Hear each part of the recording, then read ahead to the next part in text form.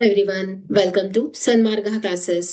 ತ್ರಿಭುಜಗಳು ಅಧ್ಯಾಯದ 34ನೇ ಪ್ರಶ್ನೆಯನ್ನ ಗಮನಿಸಿ. ತ್ರಿಭುಜ SAT, ಸರ್ವಸಮ ತ್ರಿಭುಜ SIT ಮತ್ತು ಸಮದ್ವಿಬಾಹು ತ್ರಿಭುಜಗಳು ಒಂದೇ ಪಾದ ST ಯ ಮೇಲಿವೆ.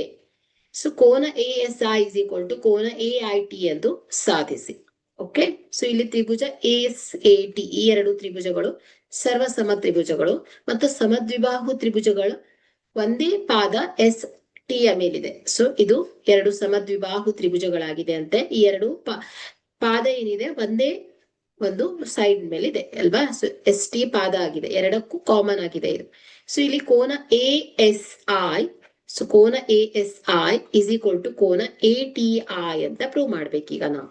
ಓಕೆ, ಸೊ ದತ್ತಾಂಶ, ಸೊ ದತ್ತ ತ್ರಿಭುಜ SAT ಮತ್ತು ತ್ರಿಭುಜ SIT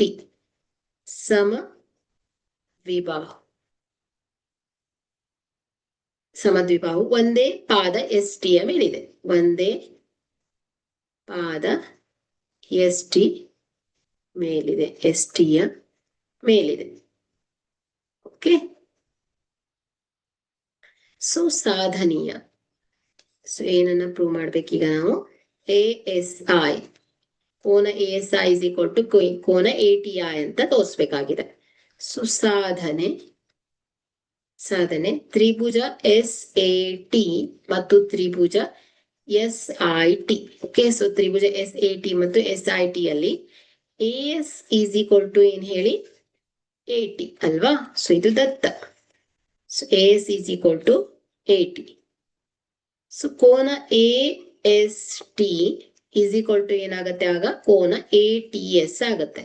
ಸೊ ಕೋನ AST ಈಸ್ ಈಕ್ವಲ್ ಟು ಏನಾಗುತ್ತೆ? ಕೋನ ATS ಆಗತ್ತೆ. ಯಾಕಂದ್ರೆ ಸಮಬಾಹುಗಳ ಅಭಿಮುಖ ಕೋನಗಳು ಸಮ ಅಂತ ಗೊತ್ತಿದೆ ನಿಮ್ಗೆ. ಸೊ ಹಾಗಾಗಿ ಈ ಕೋನ ಸಮನಾಗತ್ತೆ. ಇದನ್ನ ಇಕ್ವೇಶನ್ 1 ಅಂತ ತಗೊಳ್ಳೋಣ. ಸೊ ಅದೇ ರೀತಿ SI is equal to TI. Okay, so ಇದು ದತ್ತಾಂಶದ ಪ್ರಕಾರ. ಸೊ ಈ ಎರಡು ಬಾಹುಗಳು ಸಮ, ಹಾಗಾಗಿ ಸಮಬಾಹುಗಳ ಅಭಿಮುಖ ಕೋನಗಳು ಸಮನಾಗಿರೋದ್ರಿಂದ ಕೋನ IST ಈಸ್ ಈಕ್ವಲ್ ಟು ಏನಾಗುತ್ತೆ? ಕೋನ ITS ಆಗತ್ತೆ. Okay, so IST is equal to ಕೋನ ITS. ಸೊ ಇದನ್ನ ಇಕ್ವೇಶನ್ 2 ಅಂತ ತಗೊಳ್ಳೋಣ.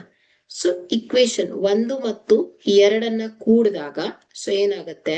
ಸೊ ಒಂದನ್ನ ಲೆಫ್ಟ್ ಸೈಡ್ ಕೂಡಿ ರೈಟ್ ಸೈಡ್ ಕೂಡಿದಾಗ ಕೋನ AST ಪ್ಲಸ್ ಕೋನ IST, so IST is equal to ಕೋನ ATS ಪ್ಲಸ್ ಕೋನ ITS.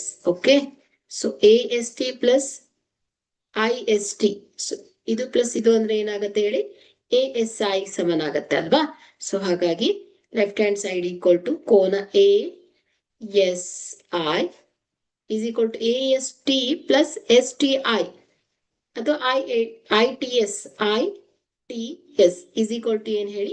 ATI ಗೆ ಸಮನಾಗತ್ತೆ, ATI. Okay, hence proved. Thank you.